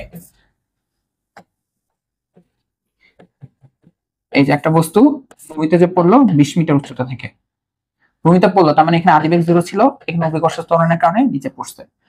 পড়ন্ত অবস্থায় ভূমিতে 5 মিটার উঁচুতে, পড়ন্ত অবস্থায়, তার মানে এটা কিন্তু নিক্ষিপ্ত বস্তুর কনসেপ্টে চিন্তা করবো না। পড়ন্ত বস্তুর ক্ষেত্রে, পড়ন্ত বস্তুর ক্ষেত্রে ভূমি হতে 5 মিটার উঁচুতে, খেয়াল করবা এই 5 মিটার উঁচু কোনটা বস্তু, উপর থেকে নিচে আসা টাইমে বলতে পারতো যে 5 মিটার অতিক্রম করার পর, তখন আমরা হাইট কাউন্ট করতাম যে এখানে 5, এতটুকু 5। বাট এখানে বলছে যে না, ভূমি থেকে 5 মিটার উচ্চতায়, তার মানে ভূমি থেকে 5 মিটার মানে এই যে এখানে এই বস্তুটা এইখানে আছে 5, ঠিক আছে? এই উচ্চতায় বৃহস্পতি গতিশক্তির অনুপাত কত? তার মানে তোমাকে এখানে একটু কষ্ট করে গতিশক্তি বের করতে হবে, এখানে একটু কষ্ট করে বিভব শক্তি বের করতে হবে। এখানে তোমাদের আমি একটু ট্রিক্স শেখাবো, ঠিক আছে? তো চলো একটু আমাকে গতিশক্তি বের করে দেখাও। কোথায়? যে এই পয়েন্টটাতে, হ্যাঁ এই পয়েন্টটাতে। তো তুমি যদি গতিশক্তি বের করতে যাও, এই যে দেখো, দেখো আমি শর্টকাটটা শেখাবো, তার আগে লং কাট করো। তো v² তোমার এখানে আসবে 2gh। দেখো তো এখন ডাইরেক্ট লিখলে তো এটা বুঝবা কেন লিখছি, আদিবেগ 0, হ্যাঁ, আর অতিক্রান্ত দূরত্ব। এই h বলতে কোনটা জানো? এই h বলতে দেখো এই সাদাটা, এটা, অর্থাৎ 20 থেকে 5 বিয়োগ হবে, কারণ এখানে আমাকে কি নিতে হয়, উপর থেকে নিচে আসতেছে, ওর অতিক্রান্ত দূরত্ব, এই অতিক্রান্ত দূরত্ব অতিক্রম করার সময় ওর ওইখানে বেগটা কত সেটা। আর আমরা v² দিয়ে অঙ্ক করব, তাহলে আমরা দেখো গতিশক্তি বের করবো, তাহলে ½ m v², এই মানটা বসে দিব, এই ½ m এর মান কত দেখো তো, দেয় নেই প্রশ্নে, তাই না? না দেওয়া থাকুক, v² মানে এই যে 2g 20 - 5, তো দেখো 2 কাটাকাটি দিয়ে এখানে আসবে mg 20 - 5। বিভব শক্তি তো বের করা সহজ, কারণ মাটি থেকে হাইটটা ডাইরেক্ট দেওয়া। তাহলে এই যে দেখো পিঙ্ক কালিতে আমরা বিভব শক্তিটা লিখে দিলাম mg 5, মানে h এর মান ডাইরেক্ট লিখলাম mg 5। তো প্রশ্ন বলছে বিভব শক্তি গতিশক্তির অনুপাত, যেটাকে আগে বলছে সেটাকে আগে লিখবা। তাহলে এই দেখো বিভব শক্তি ডিভাইডেড বাই গতিশক্তি। বিভব শক্তি কত? mg 5, গতিশক্তি কত? mg 20 - 5, ঠিক আছে? 20 - 5। তো এই দেখো এই mg কাটাকাটি যায়, এই হচ্ছে 5 আর এই হচ্ছে দেখো 15, তো 5 দিয়ে 15 কাটলে এখানে আসবে 1/3। তাহলে অ্যান্সার কত আসবে? 1/3 নাকি 3/1? আমাদের অ্যান্সার আসবে 1/3, কারণ বিভব শক্তি বরাবর আছে 1, তাহলে অ্যান্সার আসবে 1/3। তো এখানে একটা জিনিস তোমাদেরকে বলতে চাই, তোমরা অনেক টাইম এই গতিশক্তি বের করতে প্যারা খাও, গতিশক্তি বের করতে কিন্তু প্যারা খাও, তাই না? তো এই টাইপের অঙ্কগুলোতে তুমি একটু শর্টকাটে করতে পারো, একটু শর্টকাট, বেশি না, একটু শর্টকাটে একটা কাজ করতে পারো। যে ধরো উপর থেকে নিচে পতিত হচ্ছে, হ্যাঁ, তো তোমার এখানে কি চাইছে? গতিশক্তি চাইছে। স্টুডেন্টের কাছে সব থেকে ইজি কি জানো, বিভব শক্তি বের করা। ঠিক আছে, তুমি ধরো সাপোজ এই হাইটটা জানো H1 আর এই হাইটটা জানো হচ্ছে H2। গতিশক্তি বের করতে গেলে ধরো উপর থেকে নিচে পড়তেছে, তো গতিশক্তি বের করতে গেলে তোমার কি মনে হবে যে ধরে নিই এই জায়গায় বেগ হচ্ছে ভি, তারপর ভি স্কয়ার ইকুয়াল টু ওই যে সূত্র লিখবা, এটা একটু শর্টকাটে করা যায়। তুমি জানো তো শক্তি নিত্যতা তো জানো যে এই জায়গার মোট শক্তি, এই জায়গার মোট শক্তি, এই জায়গার মোট শক্তি সেম। মোট শক্তি কিন্তু কখনো চেঞ্জ হয় না। মোট শক্তি মানে গতিশক্তি প্লাস দেহ শক্তি, এই তো কখনো চেঞ্জ হবে না। এটা কমে গেলে এটা বেড়ে যায় এটাকে ব্যালেন্স করবে, অথবা এটা কমে গেলে এটা বেড়ে যায় এটাকে ব্যালেন্স করবে। তো দেখো গতিশক্তি একটা ফর্মুলা ভাবে লেখা যায়, তাহলে গতিশক্তি হচ্ছে কি মোট শক্তি মাইনাস বিভব শক্তি। মানে যে জায়গার গতিশক্তি বের করতে চাচ্ছ, সাপোজ তুমি এখন এই জায়গার বিভব শক্তিটা বের করতে চাচ্ছ, গতিশক্তি বের করতে চাচ্ছ, তাহলে তুমি কি করবা, মোট শক্তি থেকে হ্যাঁ ওই জায়গার বিভব শক্তিটা বিয়োগ করবা। যেমন দেখো এই জায়গার বিভব শক্তিটা বের করা একদম ইজি, ইপি mg h1, বিভব শক্তিটা বের করা সবসময় ইজি। তো গতিশক্তিকে আমরা কিভাবে লিখবো জানো, মোট শক্তি। এখন দেখো মোট শক্তি আবার কোথায় পাবা, ওই যে সর্বোচ্চ হাইটের বিভব শক্তিটাই তো মোট শক্তি। সর্বোচ্চ হাইটে কি থাকে, কোনো গতি থাকে না, বিভব শক্তি না মোট শক্তি। তার মানে সর্বোচ্চ হাইটের এই যে বিভব শক্তিটা মানে মোট শক্তিটা থেকে আমি এই বর্তমানে বিভব শক্তিটা বিয়োগ করলেই আমি এখন কি পাবো, গতিশক্তি পেয়ে যাবো। বুঝছো? তো এই যে এই অঙ্কটা যে আসছে, তাহলে দেখো আমি শর্টকাটে এভাবে চিন্তা করতে পারতাম। দেখো এই যে 20 মিটার উঁচু থেকে ভূমিতে পড়লো, তার মানে দেখো এই 20 মিটার দেওয়া, দেন বললো ভূমি থেকে 5 মিটার উচ্চতায়, ভূমি থেকে দেখো এই হাইটটা কত, 5 মিটার উচ্চতায়। বলছে গতিশক্তি বিভব শক্তি অনুপাত, মানে গতিশক্তি বিভব শক্তি বের করতে হবে। তো এই জায়গায় কিন্তু বিভব শক্তি বের করা একদম সহজ, যে mg হাইট। আবার এই জায়গারও বিভব শক্তি তুমি বের করবে, কারণ আমার মোট শক্তি লাগবে। তো এই জায়গায় মোট শক্তি যে ই, মোট শক্তি, তাই না, এটা হবে mg 20। তো তুমি অলরেডি এই জায়গায় বিভব শক্তি জানো, তাহলে এই জায়গায় গতিশক্তিটা কি হবে বলতো, গতিশক্তি হবে ডেফিনেটলি যে মোট শক্তি থেকে, অর্থাৎ mg 20 থেকে এই জায়গায় বিভব শক্তিটা বাদ চলে যাবে। এইটাই হচ্ছে গতিশক্তি, এই পয়েন্টে। তো প্রশ্নে কি বলছে, তো দেখো তুমি দেখো একটু টেকনিক্যালি দেখো, mg যদি কমন নাও তাহলে 20 - 5, দেখো আমাদের এটাই আসছিল। এখানে আমরা বেগ দিয়ে চিন্তা করে এটা আসছে। দেখছো ওই কনসেপ্ট এই কনসেপ্ট মিলে গেছে, তার মানে আমরা ঠিক কনসেপ্ট শিখতেছি। ফিজিক্স সত্যি কথা বলতেছে, না মিলে আমাদের কথা মিথ্যা হইতো যে হয় শক্তি মিলে না বা বেগ দিয়ে করা যায় না। বেগ দিয়ে করা যায়, এটা টেকনিক্যালি একটু করলাম। এখন যেহেতু তুমি লিখবা যে আচ্ছা ঠিক আছে, প্রশ্নে তারপর বলছে যে গতিশক্তি ইকুয়াল টু কি আসবে, সরি গতিশক্তি আর বিভব শক্তির অনুপাত চেয়েছে। অনুপাত কি, তোমার কাছে অনেক কিছু বলতে পারে না যে গতিশক্তি বিভব শক্তি 2 গুণ 3 গুণ, তো ওই যে ওই শর্ত লিখে দিবা এই প্রসেসে। ঠিক আছে, এখন তো চাইছে অনুপাত বের করতে, তার জন্য যে ইকে বাই, সরি প্রশ্নে আগে বিভব শক্তি চেয়েছে, ইপি বাই ইকে। তাই যে ইপির মান ছিল mg5, ইকে এর মান হচ্ছে mg 20 - 5 মানে 15, তাও লিখি 20 - 5, এটাই আসছে কিন্তু, তাই না? আই হোপ তোমরা এটা বুঝতে পারছো। দেখো নিচের কোনটি স্প্রিং ধ্রুবকের একক, বলো বলো বলো। এটা হলো অলওয়েজ আলোচনা করে ফেলছি কিন্তু একটা পর্যায়ে। স্প্রিং ধ্রুবকের একক হচ্ছে নিউটন পার মিটার, তাই না, নিউটন পার মিটার। তো তুমি খেয়াল করে দেখো যে নিউটন পার মিটার কিন্তু আছে এখানে, কিন্তু আরেকটা answer joule per metre square হয়, জুল পার মিটার স্কোয়ার হয় কিভাবে, এটা কে তো এটা না fx, সরি f/x। তো f এর সাথে আমি সরণ গুণ করলাম, মানে x মানে কি সরণ, আর x মানে তো সরণ ছিল, উপরে সরণ গুণ করলে নিচেও আসবে। তো fx মানে কাজ, w/x²। তো কাজের একক জুল, x মানে metre square, joule per metre square. কেউ যদি এটা দেয় এটাও অ্যান্সার, এটাও কিন্তু অ্যান্সার, বুঝতে পারছো?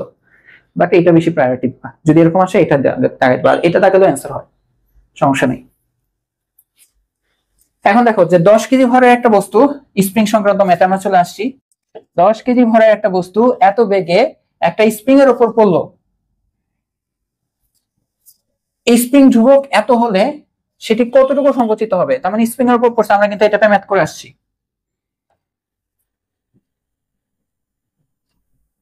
তো ধরে নাও এই যে স্প্রিংটা আমি আঁকলাম,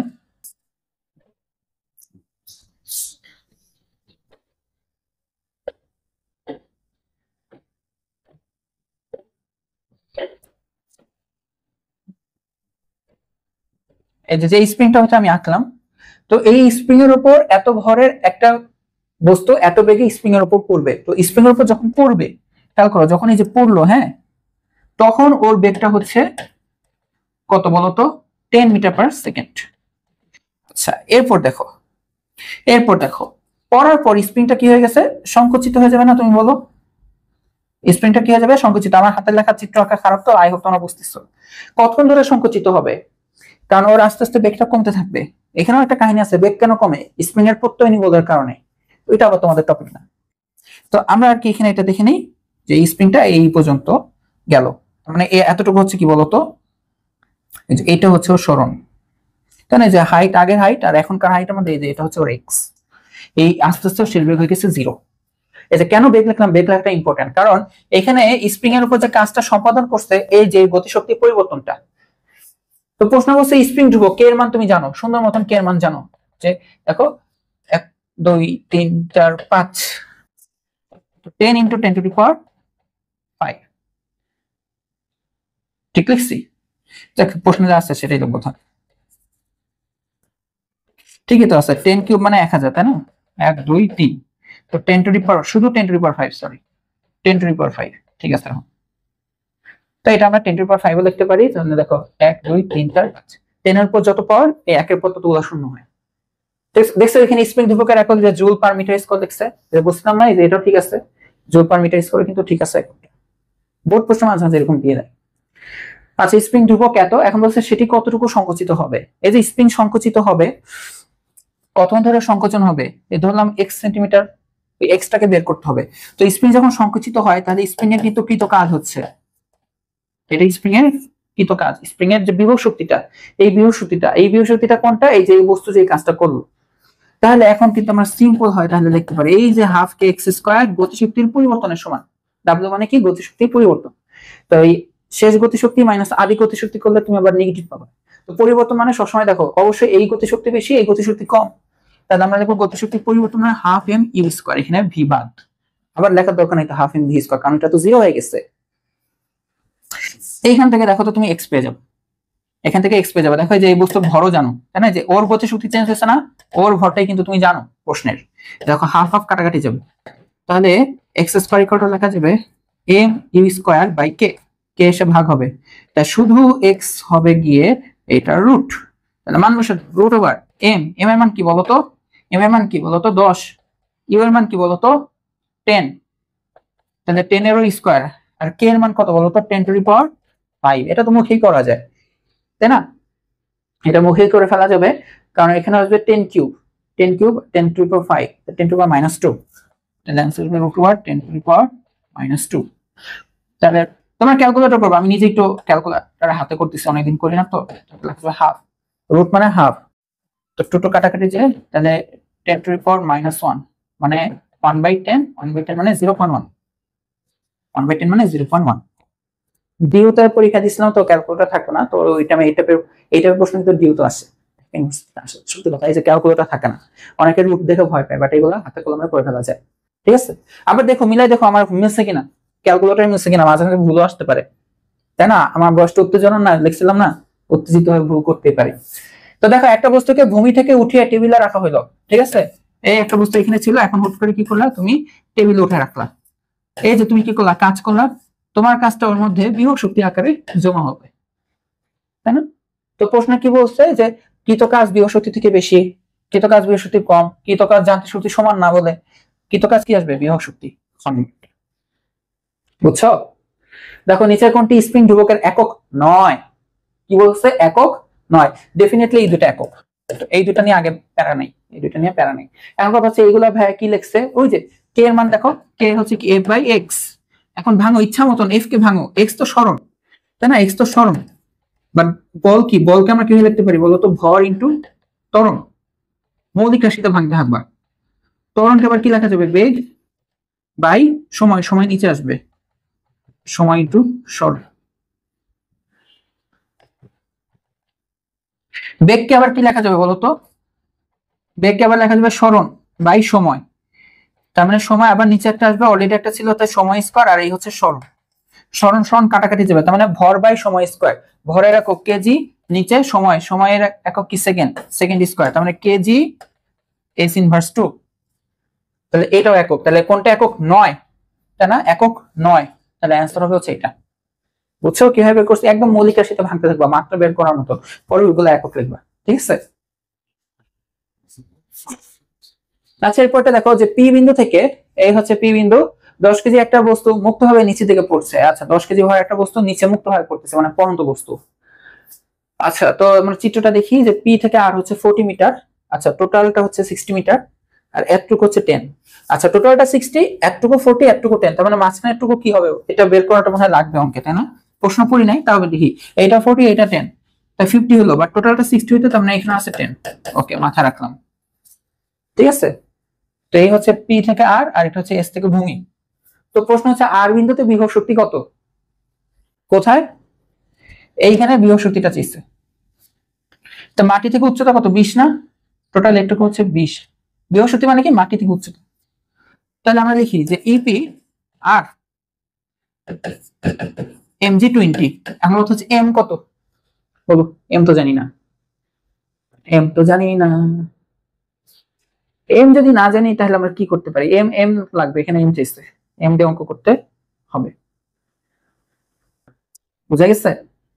পি বিন্দু থেকে ও পাগল হয়েছে। এই যে এটা কি? এম তো দেওয়া আছে, 10 কেজি ভর একটা বস্তু নিচে পড়ছে, আর বিন্দু বিভব শক্তি কত? মানে আমি নাকি এম নাকি দেওয়া নাই, আমি তো ভাবতেছি কি জানো, এম না দেওয়া থাকলে কি করব, কোন একটা গতি শক্তি কোন একটা বিভব শক্তি সেম সেম বা অর্ধেক কোনো কিছু ধরা ট্রাই করে এম খোঁজা ট্রাই করতাম। বাট প্রশ্নে দেওয়াই আছে, না দেওয়া থাকলে একটু টাফ হয়ে যেত। এই হচ্ছে 10, জি এর মান হচ্ছে কত বলতো? 9.8। ক্যালকুলেটর ছাড়া করলে আমরা 9.8 কে 98/10 লিখতাম। তোমাদের তো ক্যালকুলেটর আছে, তো 10 10 কাটাকাটি যায়, তাহলে দেখো 98 ইন্টু 20, 98 এর ইন্টু 2 করলে কত হয় জানো? 9 দুগুণ 18, সরি 8 দুগুণ 16। কি করি, এটা 196 আর একটা জিরো ছিল, তো তাহলে 1960 হবে आंसर। এই সব টেকনিক ক্যালকুলেটর ছাড়া পরে শিখবা, তোমরা এখন ক্যালকুলেটর দিয়ে করবা, ঠিক আছে?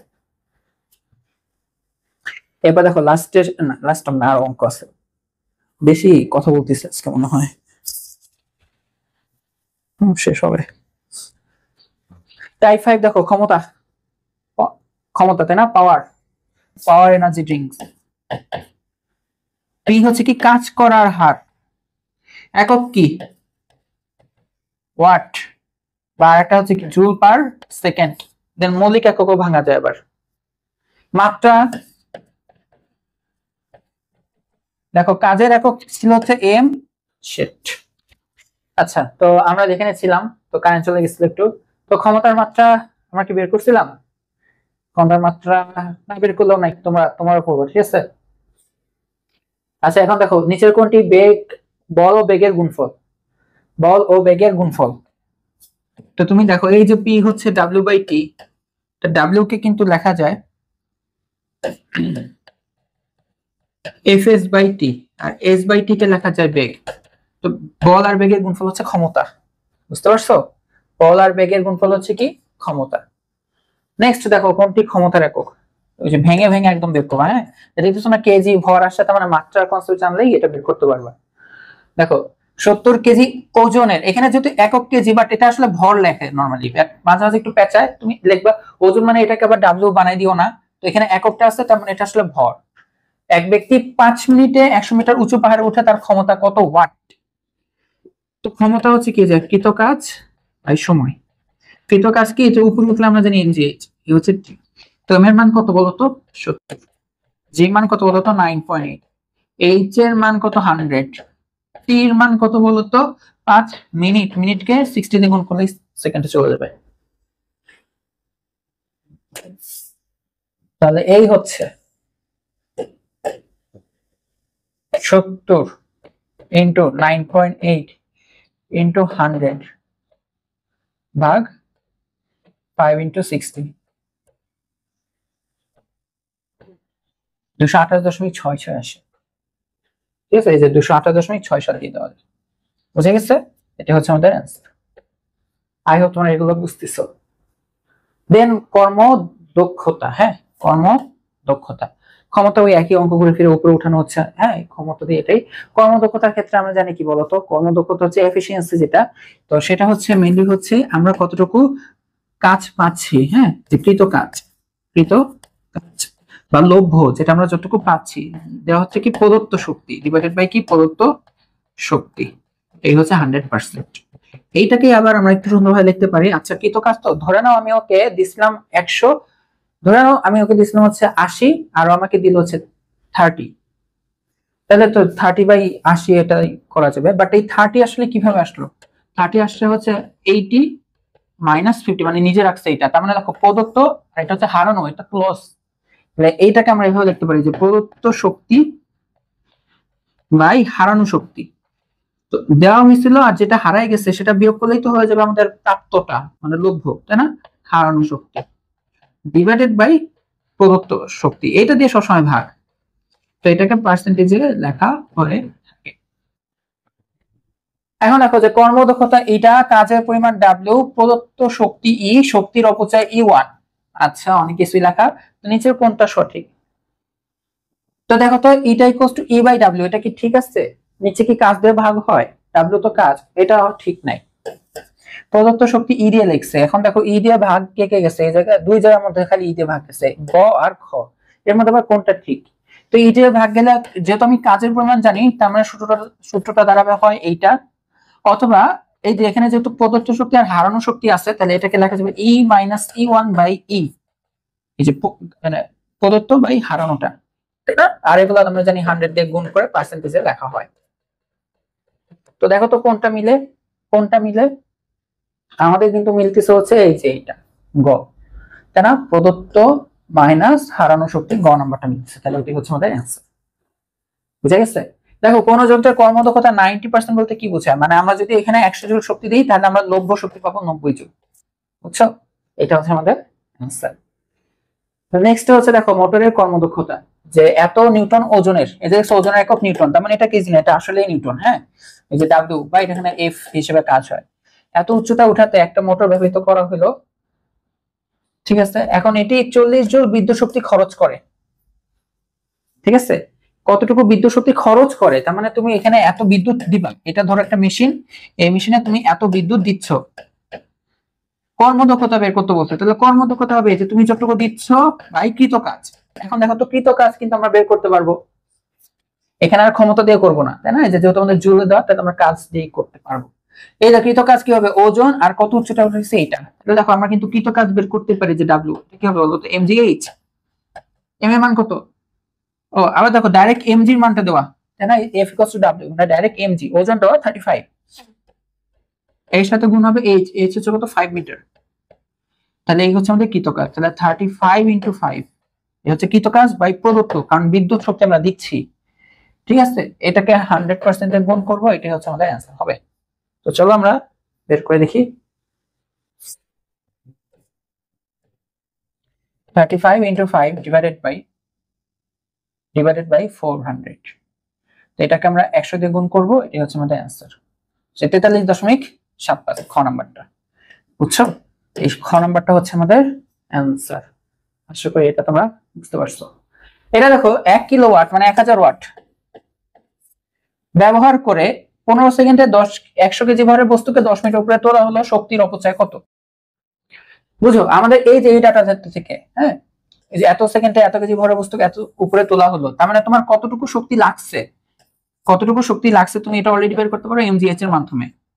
m এর মান কত, 100, g মান কত, 9.8, তাই না? 9.8 আর হচ্ছে 9.8, আর কি বলতো, h এর মান হচ্ছে কত, 10 মিটার।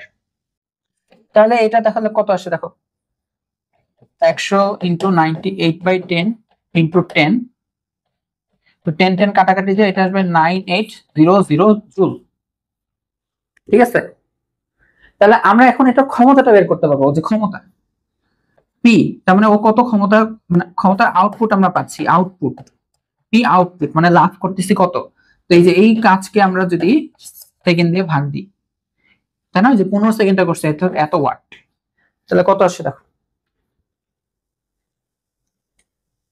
65333 ওয়াট। তার মানে ও এত ক্ষমতার করে দিল আমাদেরকে, বাট ওকে দেওয়া হয়েছিল 1000 ওয়াট, তাই না? কতটা হয়েছিল, 1000 ওয়াট।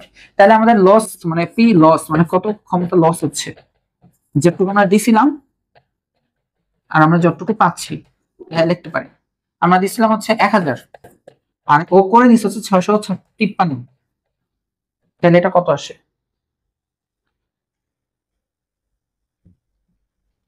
346.67 ওয়াট। ওয়েট একটু শেষ করি। বাকি দেখো আমাদের প্রশ্ন এসেছে শক্তির অপচয়, শক্তি বের করতে হচ্ছে, এটাকে শক্তি। তো কতটুকু ক্ষমতা তোমার লস গেছে, এটা ক্ষমতা থেকে শক্তি বের করতে পারবে না। দেখো এটা তোমরা জেনে রাখো, এটা জেনে রাখো যে মাঝে মাঝে ডাব্লিউ কিন্তু পিটি দিয়ে লেখা হয়, পিটি, বুঝতে পারছো? পি আর টি, কারণ পি হচ্ছে W by T, W equals to PT, মানে কাজ মানে তো শক্তি। তো দেখো তার মানে আমাদের চেয়েছে হচ্ছে শক্তির অপচয়, মানে শক্তিকে কাজ দিয়ে যদি লিখি পি আউট, লস চেয়েছে, পি লস। তো পি লস তাহলে কি হবে, ডাব্লিউ ইকুয়ালস টু পিটি, তার মানে এই যে ক্ষমতার লস, এটার সাথে কি হবে বলতো, টাইম গুণ হবে, বুঝছো? ডাব্লিউ ইকুয়ালস টু পিটি, তো ডাব্লিউ লস কি হবে, পি লস ইনটু টি।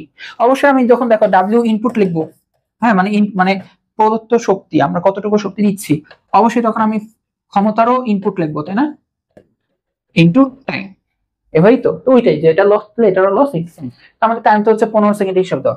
তো এটা কত দেওয়া আছে দেখো তো, 346.67, তাহলে 346.67 এর সাথে 15 গুণ হবে, তো এটা হচ্ছে 5200 এত জুল, 05 জুল। তাহলে এখন এখানে তাকাই দেখি, এই যে এখানে আমাদের এটা আসছে, ঠিক আছে, বুঝছো? কনভার্সেশনটা ইম্পর্টেন্ট, তোমাদের যেটা দেওয়া আছে সেটা দিয়ে তুমি বের করতে পারো, পরে দেখবা যে ফাইনালি কি চাইছে ওইখান থেকে ওইটাকে আবার বের করা যায় কিনা। আই হোপ তোমরা এটা বুঝতে পারছো। এখন দেখো তোমাদের লাস্ট টপিক, ভর শক্তি সম্পর্ক, যেটা হচ্ছে E equal to MC square, equal to MC square, মানে হারানো ভরকে যদি আলোর বেগের বর্গ দিয়ে গুণ করো তাহলে তুমি শক্তি পাবে। যে কোন সূত্রের সাহায্যে বস্তুর ভরকে শক্তিতে রূপান্তর করা হয়, ভরকে, তাই না, ভরকে শক্তি, ভর শক্তি সম্পর্কের এই একটাই সূত্র, ঠিক আছে, এটা ইকুয়াল টু এমসি স্কোয়ার, আইনস্টাইনের। এখন কথা হচ্ছে যে কোন শৃঙ্খলিত বিক্রিয়া, এগুলো হচ্ছে নিউক্লিয়ার রিঅ্যাকশন গুলো, ফিশন বিক্রিয়া 1 কেজি ভর রোগ পায়, এই দেখো হারানো গেল, যে হারানো ভরকে কি বললাম, এই যে হারানো ভরকে সি স্কয়ার করলেই আমরা শক্তি পাই। তো হারানো ভর হচ্ছে 1 কেজি আর সি স্কয়ার হচ্ছে 3 × 10⁸, এটা বর্গ, এটা যা আসে এটা হচ্ছে অ্যানসার, বুঝতে পারছো? এটা যা আসবে এটাই হচ্ছে তোমাদের অ্যানসার, তার মানে আলোর বেগের বর্গটা।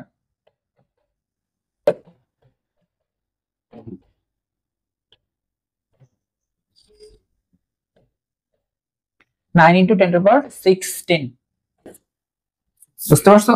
9 × 10⁻16, ওকে। আচ্ছা এখন দেখো তোমাদের একদম শেষ কোশ্চেন, যে একটা ফিশন বিক্রিয়ায়, এটা তোমাদের জন্য কিন্তু একটু মুখস্থ বিদ্যা, এটা সবসময় মনে রাখবে, একটা ফিশন বিক্রিয়ায় নির্গত শক্তি 200 মেগা ইলেকট্রোভোল্ট, এটা তোমরা মুখস্থ রাখো, এটা ইন্টার আছে এমসিকিউ এর জন্য 200 মেগা ইলেকট্রোভোল্ট। বাকি জিনিসটা তোমাদের জন্য একটু টাফ হয়, তাও একটু সহজ করে দিই। যে দেখো 2k মানে কি বলতো, 2 এর সাথে 10⁻³ গুণ হওয়া, মানে 1000 গুণ হওয়া, কারণ হচ্ছে এখানে কে মানে বোঝানো হয় হচ্ছে, কে মানে বোঝানো হয় 10⁻³।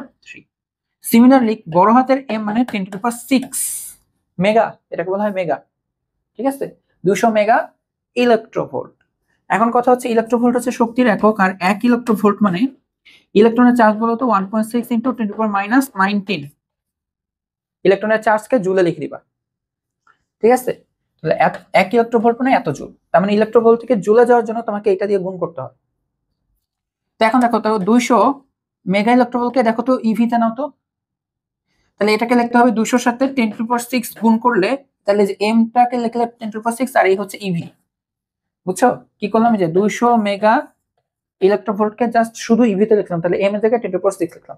দেখো তো এই ডিজিটটা আর এই ডিজিটটা কি মিলে, জীবনও মিলতেছে না, এটা 10 হবে, নিচেরটা 10 টু পাওয়ার হবে।